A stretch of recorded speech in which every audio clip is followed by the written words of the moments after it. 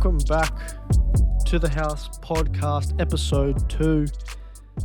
Boy, do we have a good show today. Do we have a good show? An exciting round of football, round 5, multicultural round. Plenty of headlines, plenty of things to talk about, plenty of expected and unexpected outcomes, plenty of great performances, individual and by teams, and certain performances from referees that we might get into as well today. Hope you had a good weekend.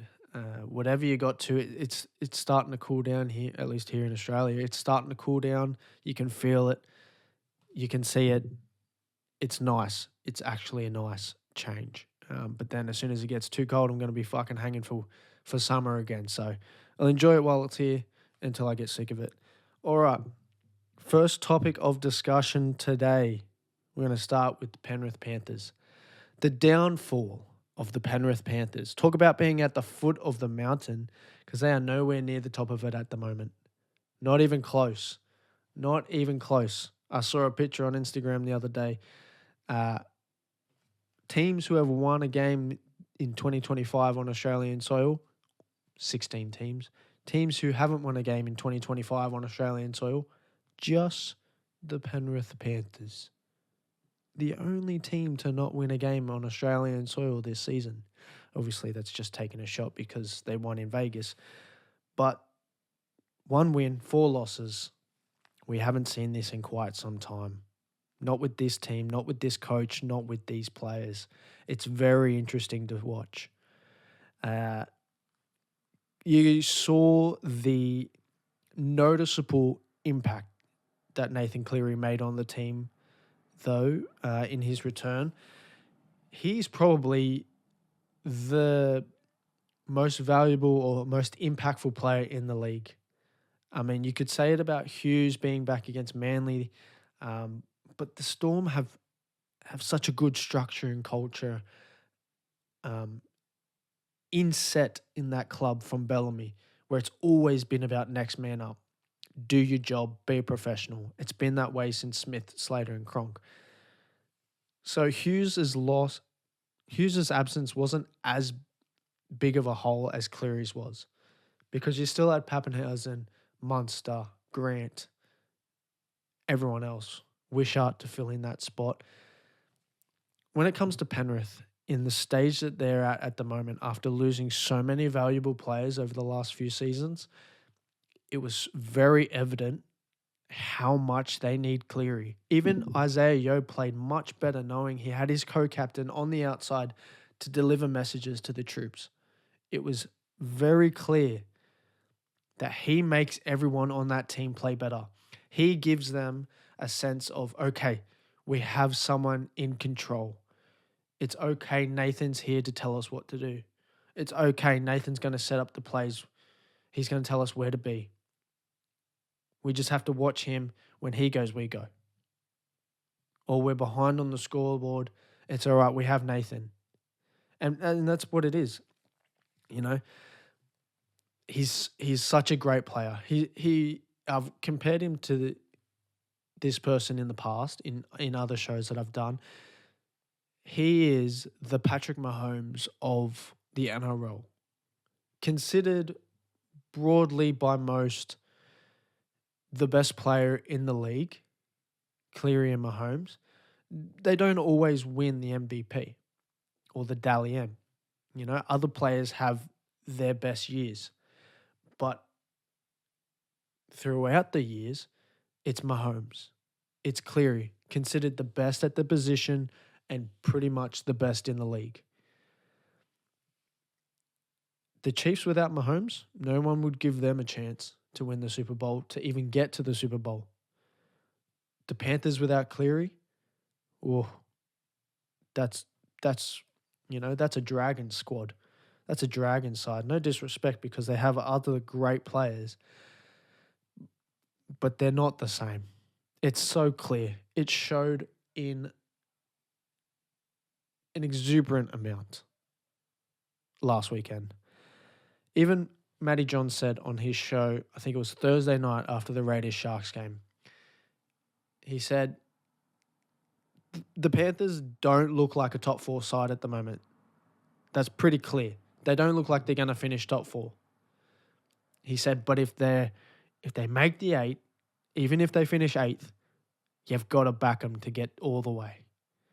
If they give themselves a chance of making the 8 and playing September footy, you can't count them out. They're that type of squad.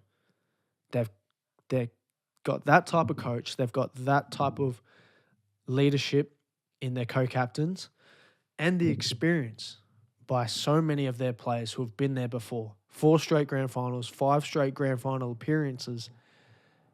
If they give themselves a chance of making the 8, they give themselves a really good chance of getting to the grand final. If anyone can do it from the 8th seed, it's Penrith. So maybe not a top 4 side now, but as long as they make the 8, you can't count them out. You can't count them out. So we'll see how they do throughout the rest of the season. Probably not great, to be honest, because they're going to lose a lot of players to rep footy in the middle of the season. So they'll need to finish strong, but I think that 6th to 8th seed is where they're looking like landing at the moment. So we'll see what happens with them. Hopefully Cleary can stay healthy. You know, he's always got that 4 to 6 weeks annual leave set in the middle of the season. It's been that way for a while. So we'll see what happens with him. We'll get into the referees in a little bit because I have everyone's got strong opinions about what's just happened this last weekend of football, but we'll get to it in a bit. Let's talk about international eligibility. It's a tricky one. I'm going to give you my thoughts, give you some examples, but at the end of the day, I don't know the answer to what we should do with this.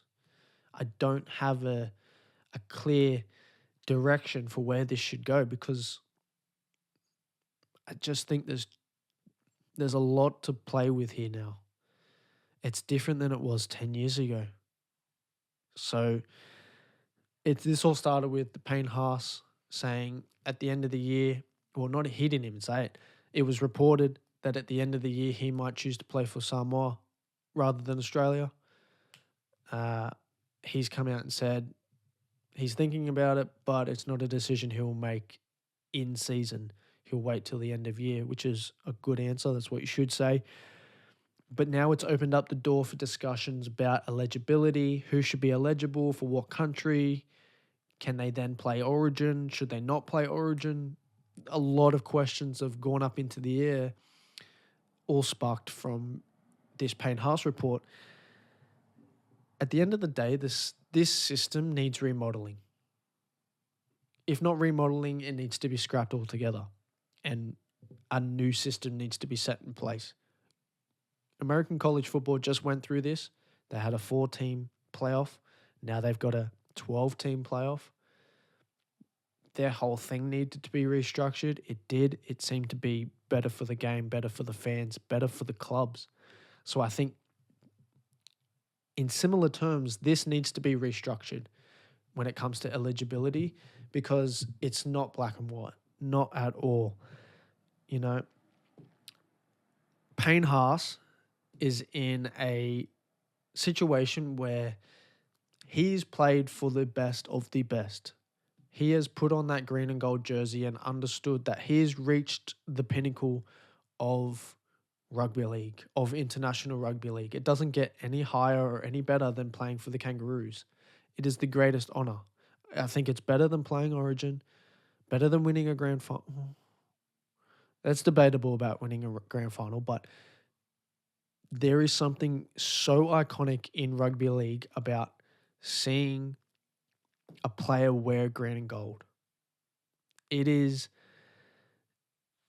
to me, Australia versus New Zealand is probably one of the best games of rugby league that I want to watch.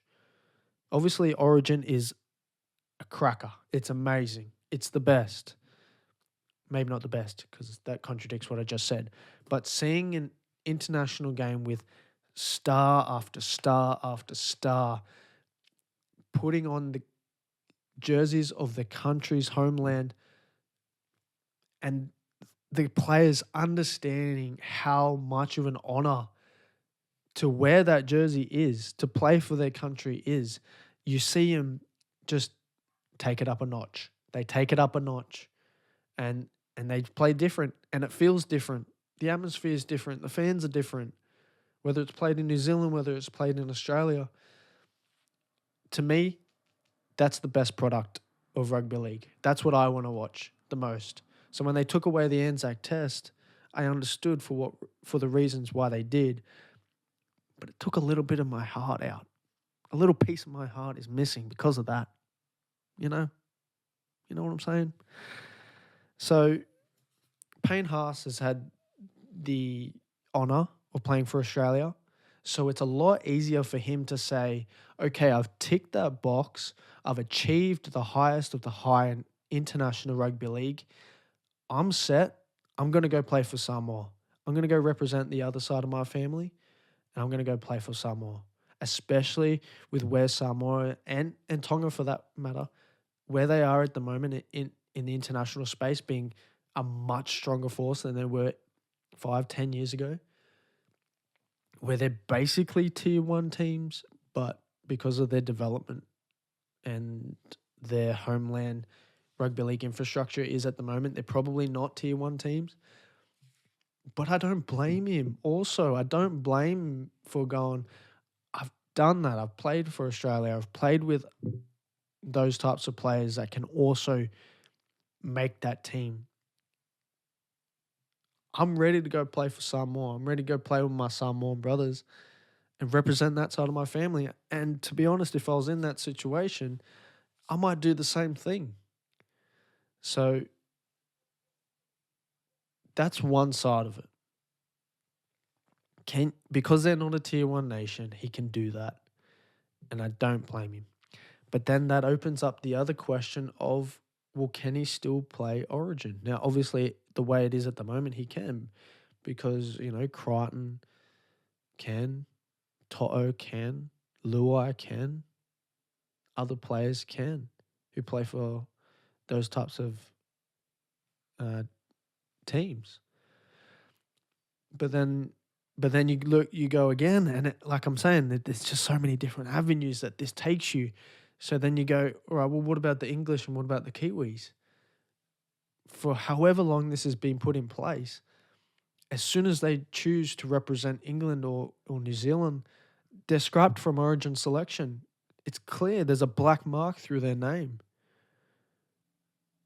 It's like, well, what the fuck? If these players are going to go and play for Samoa and Tonga, and then they're going to play for Origin as well, when traditionally Origin has been the feeder for the Australian team. It's basically been 3-game trial for Mao, whoever the coach is at the time, to pick the squad for the Kangaroos. That's what it's traditionally been for. So if you've got, 5-6 players from New South Wales and Queensland who want to play Origin or good enough to play Origin, but then all of a sudden at the end of the season they're not eligible or they're not opting for selection for the Australian team, the Australian coach is going, oh, what the fuck? I just saw you play 3 amazing games for your state. Now you're saying you're not going to play for your country? But then that leads you down another avenue where you go, well, that's what England has to do. That's what New Zealand has to do. That's what the Cook Islands, Fiji, Papua New Guinea, and for the most part, Tonga and Samoa have to do. They don't have an Origin series to pick their players from. So then it goes, Australia goes, well, I don't have Origin to pick most of my players from anymore, but then that's what every other nation does. So we're just in a weird spot, and like I mentioned at the start of this whole rant is I don't have the fucking answer. I don't know what the outcome of this is. Like I said, it needs to be remodeled, but that remodeling, I don't have a fucking clue how it's going to look or how it should look. I just think that there's people on each side that are going to have a problem with it People are going to have a problem with players representing two nations. People are going to have a problem with certain nations not being able to play Origin. People are going to have a problem with players in Origin who won't play for Australia. It's just a fucked up situation at the moment. But I don't know how to resolve it. And lucky I'm not in charge of it, because obviously I'm not smart enough to fucking come up with that answer. I can just point out all the problems with it and give you some perspective on which party has a problem with which part of the situation. But I don't know where this goes. I don't know how they find an answer. I don't think it's going to be solved at the end of this year. I think they might play out the Ashes series and the Pacific Championships like we've been doing. And then I think next year they're going to go, all right, we need to solve this before the World Cup next year, which, that's fair. That makes sense. They're focused on the NRL and then what they have already set in place at the end of this season. Give them time, maybe next year they'll have an answer for us. But, in the meantime, we just got to deal with it. Origin will get picked like normal. And then at the end of the year, it's just whatever player decides to play for whatever country. Within reason. So I don't know what the answer is, but we'll see what it looks like. Either way, get excited for international footy. That's all I can say, because I am. Even though we're only 5 rounds into the NRL, I'm excited for international footy already. All right. Bulldogs shut out the Knights 20-0. Shut them out. The Knights can be so exciting to watch. I love it when I know I can watch a Knights game. Mostly because Kalen Ponga is my favourite player in the league. And mostly, he is the most reason why the Knights are exciting. So you got Bradman Best and Sharp and whoever else on the outside of that. But for the most reason, it's Kalen Ponga. So when Kalen Ponga is sprinkling that magic that he's got all over the field, they are dynamic. They are winners. But when he can't be everywhere and do everything for everyone, this is what it looks like. Now, they came up against probably the best defensive team in the comp right now. The defensive culture that is set in at the Bulldogs right now is very impressive. It's taken a couple of years, but what it looks like right now is what people thought it was going to look like when they knew that Cameron Ciraldo was going to come over to the Canterbury Bankstown Bulldogs.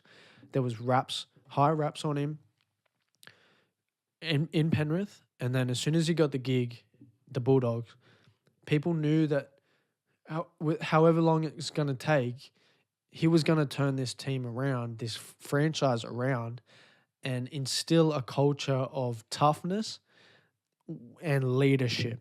You see it with Crichton.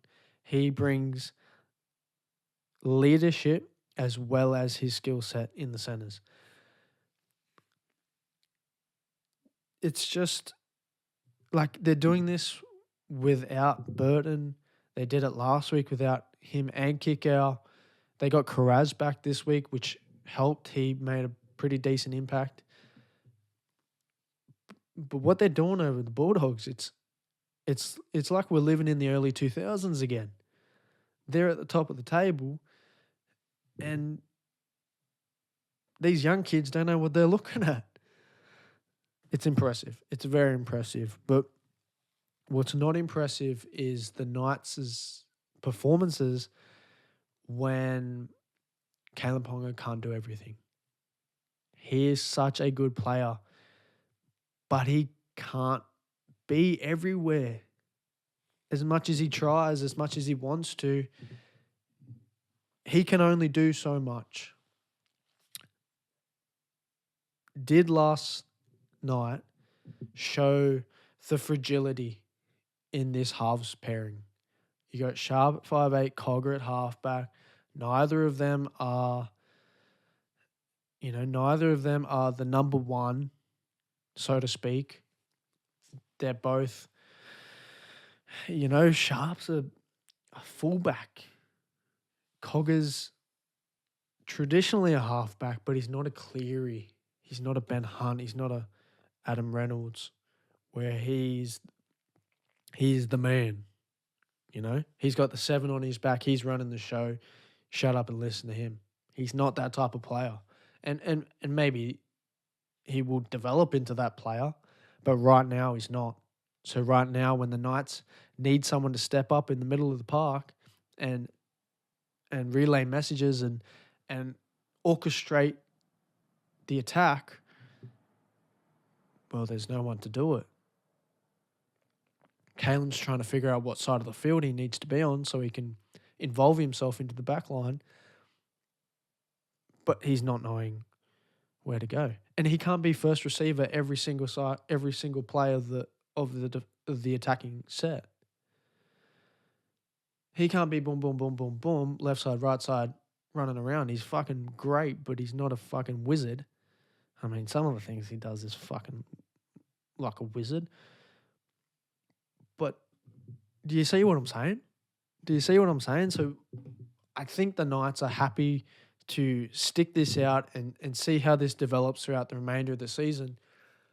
And maybe they just need some time to gel together in these positions and figure out how to work off each other and get into position and get through those plays. But it was a perfect example last night against a quality team, a team that will be there at the end of the year. They just never felt like they were in it.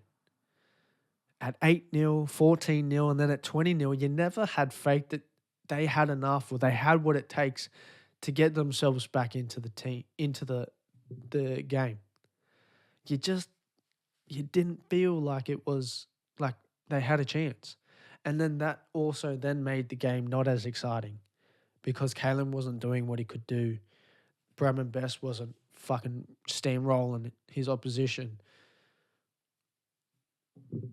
It just wasn't a good game for Knights fans. It's not what they want to see. Obviously, they want to see them win. But I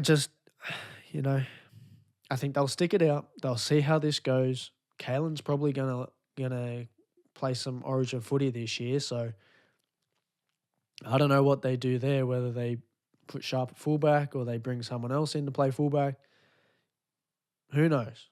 But right now, it goes back on what I said last week. This is the year of the halves. You have experience in the halves. You have a good tandem in the halves. You will be successful this season. The Knights don't, and therefore I don't think they're a top 8 team. Before the season, I had quite a bit of faith that they were a top 8 squad. I thought they'd make that 7th, 8th side, 8 seed. I thought they were that type of side.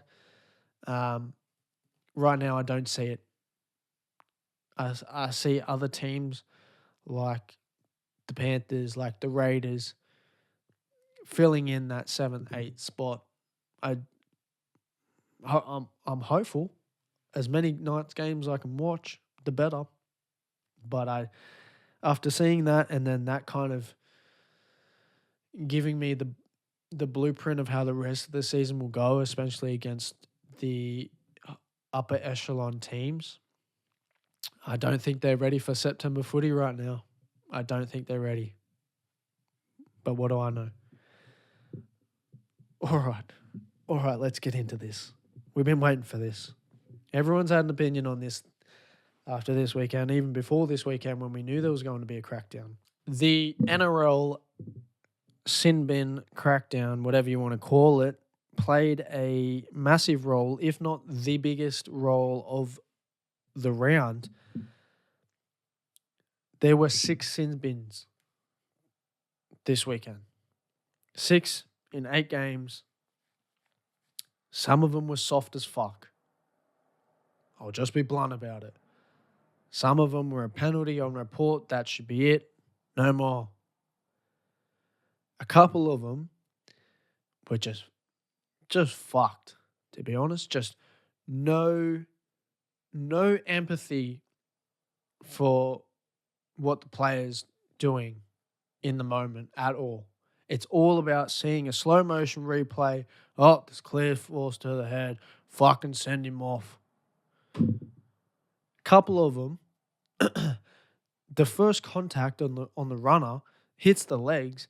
As soon as they start to fold, that's when the person who's trying to go for the upper body hits them. And then because they're starting to fold by getting hit in the legs, all of a sudden you've got high contact. How the fuck is a player supposed to stop doing that when all of a sudden, milliseconds before he's about to hit his opponent, someone chops at his legs and he drops? How the fuck are you supposed to mitigate that milliseconds before you hit a bloke? You can't do it. You're committed to that. You've already turned your head so you don't fucking head clash with him. I'm getting a bit fired up. I might need to calm down a little bit here. Whew. But the sentiment remains. I'm all for player safety. 100% make the game safer so that players can play longer and more games. So we can watch them. As a fan, so we can watch them. For the players, so they live longer with less repercussions post-career. I'm all for that. But this is getting fucking ridiculous. I've never been a guy to go, rah, rah, rah, the game is soft, oh, fucking bunch of soft cocks, this and that. I've never been that type of person. Like I said, I'm pro player safety, so I've understood and been sympathetic to the rule changes and some of the other things introduced to the game in the last couple of years. But this is getting a little bit ridiculous. This crackdown, which we saw this weekend, they're overstepping a little bit. It's a little bit hyperbolic. You know? Everyone who plays the game, everyone who watches the game understands that this is a brutal contact sport where players there's an opportunity for players to get hurt. And there's also the opportunity for players to make mistakes, which it happens. That's why you have repercussions for foul play and for mistakes that are made. Sin bin, sent off, on report, suspensions, penalties, all that jazz. But what the fuck is going on? Now, I do think after the media backlash, the fans backlash, the criticism from the clubs and players, they will not be this harsh next week. That's what I believe. I think there'll be less sin bin, provided on how many sin binable offences there are. But I believe there'll be less sin bins next week because they've copped so much crap about this. And I also think you're going to see that reflected in suspensions. After this weekend at the judiciary, I think they won't be as harsh as what they said they were going to be when it comes to suspension times. So I think they made a little bit of a mistake announcing this before this round and then the way that they've played it out. So I think they'll take a step back, rightfully so. I might add, rightfully so. But, this leads me to this question, though. How is this going to change the game in the next 2, 3, 5, 10 years in terms of tackling technique? How is this going to change the defensive side of the game? From grassroots to the NRL level, a player's going to be forced to evolve their tackling technique, how they decide to approach a player running at them to completely avoid the chance of getting sent to the bin or getting suspended or getting put on a report or a penalty. Like, when you're 5, 6, 7 years old, the first thing you are taught, tackle around the legs, twist them so that you land on top of them. That is the first tackling technique you are taught.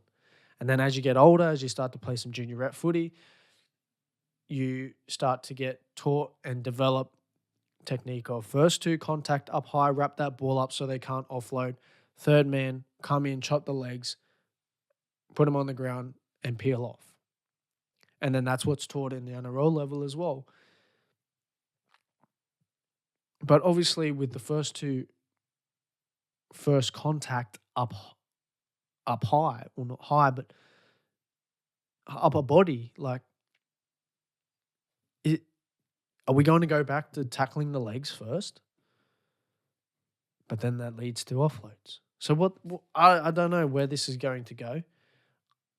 I don't know if this will evolve defensive structures throughout all of rugby league. It's something that has to be played out.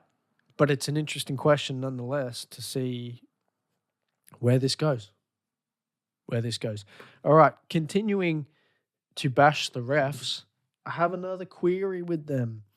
Stop saying it's a try for it to be looked at and overturned.